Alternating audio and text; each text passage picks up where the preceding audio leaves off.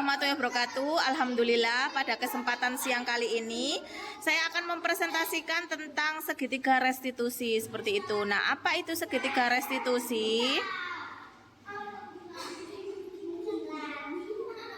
Sebentar ya.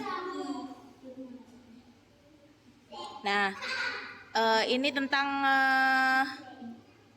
segitiga restitusi, yaitu pembelajaran dengan paradigma baru. Ya, bagaimana pembelajaran dengan paradigma baru? Pembelajaran dengan paradigma baru merupakan pembelajaran yang dirancang berdasarkan prinsip pembelajaran berdiferensiasi, sehingga peserta didik belajar sesuai dengan kebutuhannya berdasarkan tahap perkembangan sesuai teori psikologi modern untuk mewujudkan profil pelajar Pancasila. Sedangkan profil pelajar Pancasila seperti ini ada beriman bertakwa kepada Tuhan Yang Maha Esa, berkebinekaan global, bergotong royong, kreatif, bernalar kritis, dan mandiri. Nah, miskonsepsi tentang teori kontrol selama ini yaitu guru itu mengontrol murid. Yang kedua, bahwa semua penguatan efektif, positif efektif dan bermanfaat. Kemudian ilusi bahwa kritik dan membuat rasa bersalah mampu menguatkan karakter. Terus ilusi juga bahwa orang dewasa berhak memaksa. Mengubah paradigma stimulus respon ke pendekatan teori kontrol. Nah, stimulus responnya seperti ini, realitas kebutuhan kita sama, nah realitas kebutuhan kita berbeda, seperti itu ya. Kemudian stimulusnya semua orang melihat hal yang sama, yang teori kontrolnya itu berbeda, memiliki gambaran yang berbeda. Miskonsepsi dalam pembelajaran ini adalah gagasan yang salah, yaitu penyebabnya kesalahan interpretasi, pengalaman sehari-hari, kurangnya informasi, kesalahan dalam transfer, serta kurangnya pemahaman terhadap bahasa. Miskonsepsi dapat diatasi dengan mengidentifikasi dan memperbaiki kesalahan siswa melalui metode pengajaran yang berbeda serta diskusi kelompok. Nah, ini di kurikulum Merdeka terjadi disiplin positif, yaitu disiplin berasal dari kata disiplin yang artinya belajar. Kemudian disiplin positif yang dimaksud di sini adalah salah satu penerapan disiplin yang bertujuan untuk menumbuhkan kesadaran serta memberdayakan peserta didik tanpa imbalan atau penghargaan, reward atau ancaman. Nah, ini nilai yang disepakati bersama, ini lepas dari suku, bangsa, agama, bahasa. Contoh nilai kebajikan institusi adalah keterampilan hidup, yaitu life skill, dapat dipercaya, lurus hati, pendengar, yang aktif, tidak merendahkan orang lain, dan memberikan yang terbaik dari dirinya sendiri.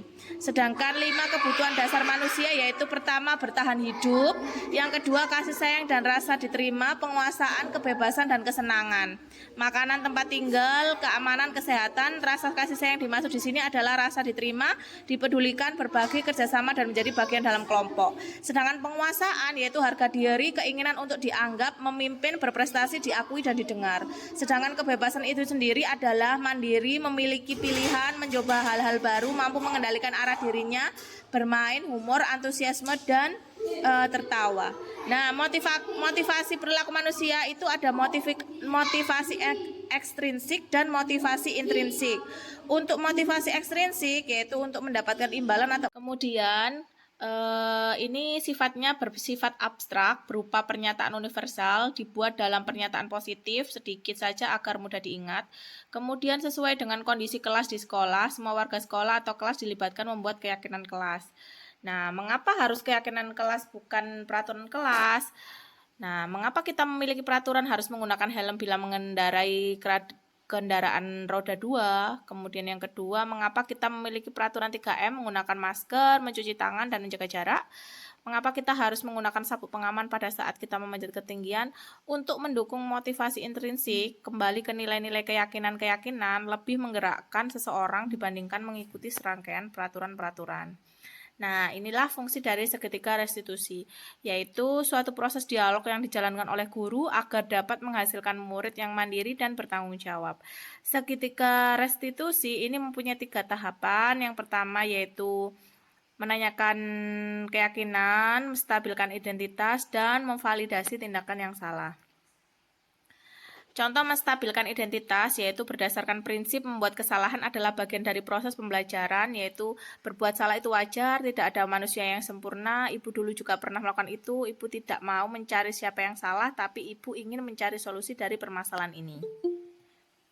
Sedangkan validasi tindakan yang salah itu seperti ini, berdasarkan prinsip setiap perilaku berupaya memenuhi suatu kebutuhan tertentu. Kamu pasti punya alasan kan mengapa melakukan hal itu, padahal kamu bisa melakukan yang lebih buruk dari ini ya. Kamu patut bangga karena telah melindungi sesuatu yang penting buatmu. Kamu melakukannya karena menanyakan keyakinan kelas. Berdasarkan prinsip teori kontrol bahwa pada dasarnya kita termotivasi secara intrinsik, apa keyakinan kelas kita, nilai apa yang telah kita sepakati bersama, seperti apa gambaran kelas yang ideal menurut kamu, kamu ingin menjadi orang yang seperti apa.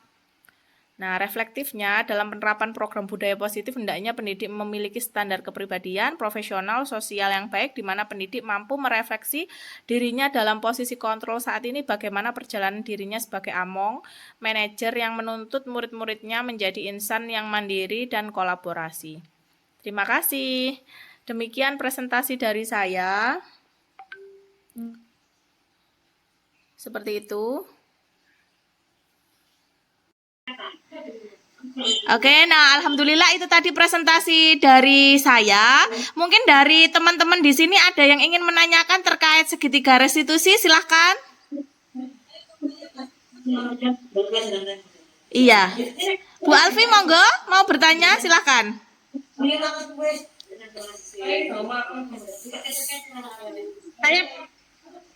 Oh ya, ya silakan Bu Alfi. Ya, Bu Kiki, gimana ya ini caranya Bu Kiki menerapkan praktik baik segitiga restitusi di kelasnya, Bu? Oh ya, oke. Terima kasih Bu Alfi atas pertanyaannya.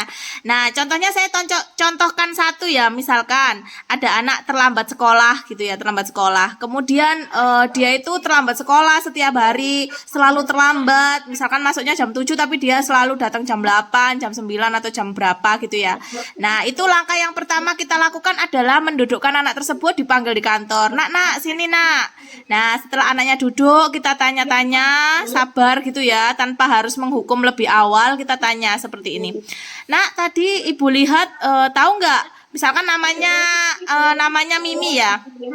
Mimi, kenapa tadi terlambat ya? Ibu lihat kamu terlambat ya? Atau kemarin juga terlambat ya? Oh iya Bu, Miminya jawab. Oh iya Bu, saya terlambat. Terus kita tanya, kenapa kamu terlambat? Kayak gitu. Itu Bu, soalnya tadi malam itu saya main game sampai jam 12 malam. Oh, main game sampai jam 12 malam ya? Iya. Itu main game apa ya? Mobile Legend Bu. Oh, Mobile Legend. Kamu suka ya Mobile Legend? Iya. Nah, biasanya itu selain malam itu biasanya kamu menggunakan game itu kapan? Kayak gitu ya. Sore Bu. Oh, sore ya. Ya.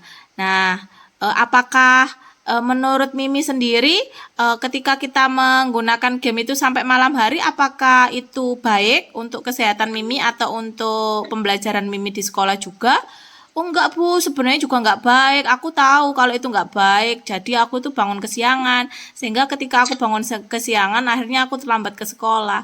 Nah, kira-kira Mimi apa yang akan Mimi lakukan untuk memperbaiki hal tersebut? Oh, Mimi besok akan enggak main gamenya akan Mimi jarak ya, enggak sampai malam, mungkin 1 jam atau 2 jam Bu. Oke Mimi, ibu apa pegang ya kata-katanya ya, 1 sampai 2 jam sehingga besok tidak bangun kesiangan lagi sehingga bisa belajar di sekolah lebih baik lagi kayak gitu contohnya Bu Alfi seperti itu. Iya, terima kasih Bu Alfi. Iya, ada lagi yang mau bertanya? Saya Bu. Oh iya Bu Emi, silakan. Nah, berarti coba diulangi lagi ya, saya mungkin kurang paham. Jika ya ada anak yang terlambat sekolah, terus bagaimana penerapan segitiga restitusinya tadi itu bagaimana? Tolong diperjelas lagi gitu Bu Kiki. Oh iya. Nah, itu tadi terlambat sekolah ya, didudukkan. Kalau biasanya terlambat sekolah kan langsung dihukum ya, dihukum misalkan berdiri di bawah bendera 1 jam ataupun di depan ini di PP di lapangan kayak gitu-gitu. Nah, sekarang di kurikulum Merdeka ini di di zaman sekarang itu tidak ibaratnya nggak main lagi kayak gitulah hukuman itu tadi ya. Nah, kita harus menerapkan segitiga restitusi di mana ini adalah suatu proses penyadaran kepada siswa agar akan kesalahannya dan bagaimana cara memperbaikinya. Nah, jika terlambat tadi, caranya adalah dipanggil di sekolah. didudukkan sama gurunya seperti itu, tapi enggak, oh ayo duduk sini kamu, ini kamu soalnya mau ibu marahi, tidak seperti itu, tapi ditanyai dulu, ditanyai kenapa ya tadi kok terlambat. Ketika dia sudah mengemukakan alasannya, oh begini begini begini, ternyata tadi alasannya main game kayak gitu ya. Nah setelah main game tadi ternyata dia itu mainnya itu kebelabasan sampai malam. Nah kita tawarkan kembali, kalau biasanya zaman sekarang itu kan kita tentukan, oh makanya kamu kok cuma main game malam-malam kayak gitu, sehingga ketika main game malam-malam itu kamu ibaratnya kita sing sebagai orang tua kan nuturi gitu ya. Nah itu zaman sekarang tidak seperti itu, tapi kita kembalikan lagi ke anaknya dengan segitiga restitusi, kembalikan divalid apa ini namanya, dia itu butuh bermain, yaitu main game, tapi mainnya itu juga harus ada apa ini, hal-hal prinsip yang harus dia gunakan, nggak kebelabasan mainnya, tapi misalkan 1 jam atau 2 jam kayak gitu ditentukan. Jadi disadarkan terus apa yang kamu lakukan supaya kamu nggak terlambat. Jadi biar dia itu yang mikir caranya dia nggak terlambat seperti apa. Seperti itu ya Bu Emi ya. Jadi solusinya kita kembalikan lagi ke anak dan dia penyelesaiannya seperti apa, nanti gurunya tinggal menguatkan. Seperti itu Bu Emi. Ya, terima kasih Bu Kiki. Oke, nah sekarang ini saya kembalikan, tadi kan saya ditanya ya, saya kembalikan lagi di sini itu apa namanya, ini itu kita bermain drama ya, dramanya nanti ada yang menjadi guru, ada yang menjadi siswa seperti itu. Nah ini saya contohkan, Bu Alfi tadi sudah japri ya, ingin jadi guru seperti itu. Nanti Bu Alfi yang jadi gurunya, Bu Emi yang jadi muridnya. Ini kasusnya adalah apa namanya? Ini kasusnya adalah Bu Emi itu, Bu Emi jadi Naemi ya, namanya Naemi atau siapa gitu ya, Naemi gitu ya. Terus sama Bu Alfi. Nah ceritanya Naemi ini tadi adalah dia itu bisa mengerjakan tugas banyak di sekolah. Namun dia itu akhirnya tidak disukai oleh teman-temannya kayak gitu ya. Nah ketika nggak disukai akhirnya apa namanya, Naemi ini akhirnya nangis, saya nggak disukai karena saya terlalu pintar di kelas, kemudian saya nggak nyontek ke teman-teman, teman-teman itu membuli saya kayak gitu. Nah Bu Alfi sebagai guru akan melakukan segitiga restitusi baik kepada Bu Emi maupun anak yang satunya tadi. Silakan.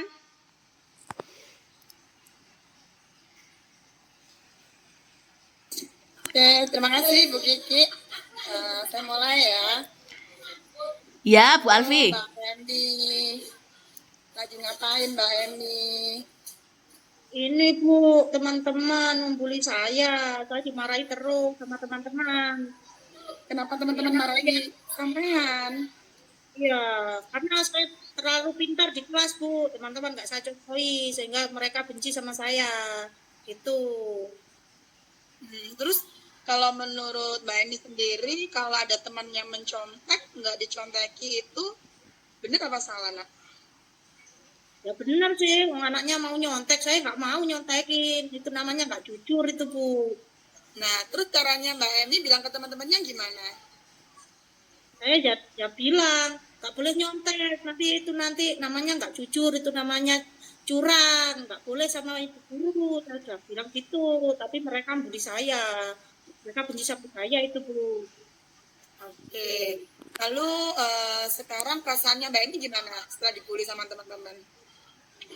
Saya jadi jengkel Bu sama anak-anak, sama teman-teman yang lain. Mereka benci sama saya nggak punya teman. Oke, kalau gitu menurut Mbak Emi, di sini Mbak Emi itu butuh ini ya,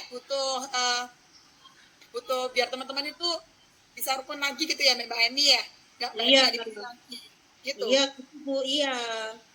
Oke, kalau begitu menurut Mbak Emi, sebaiknya gimana ya kalau ada temannya mencontek, karena kan Mbak Emi kan udah bilang ke temennya, tapi temennya kan kayaknya marah ya ke Mbak Emi. Terus menurut Mbak Emi gimana caranya? Kalau pas ngomongin temennya tuh sambil marah atau sambil gimana ya sebelumnya?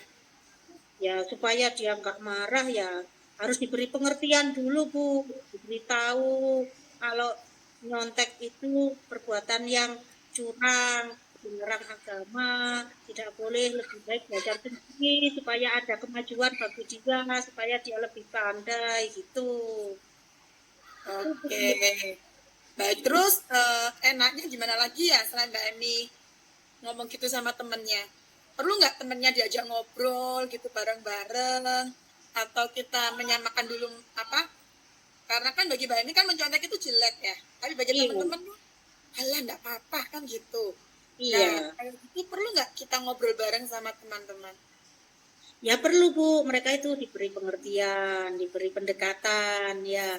Terus kalau bisa diajari belajar bersama-sama supaya mereka itu mudah mengerti kalau waktu ujian atau ulangan atau tugas-tugas dia nggak nyontek lagi gitu Bu. Nah, itu Mbak Emi udah menemukan caranya. Berarti temennya kalau sebelum ulangan diajak belajar bareng ya Mbak Emi ya. Iya, iya Bu. Betul, karena anak yang pandai itu bukan untuk dirinya sendiri, tapi juga untuk orang lain ya. Cuma kalau saat ulangan emang jelek. Cuma kan kembali lagi ya, temennya kan yang penting nilai baik gitu kan ya kalau Iya, menurut iya Bu, teman-teman. gitu. Oke, baik. Oke, kalau gitu nanti kita ketemuan ya sama teman-teman ya. Nah itu mungkin Mbak Eni mau nggak nanti kalau diajak ngulangi teman-teman yang lain?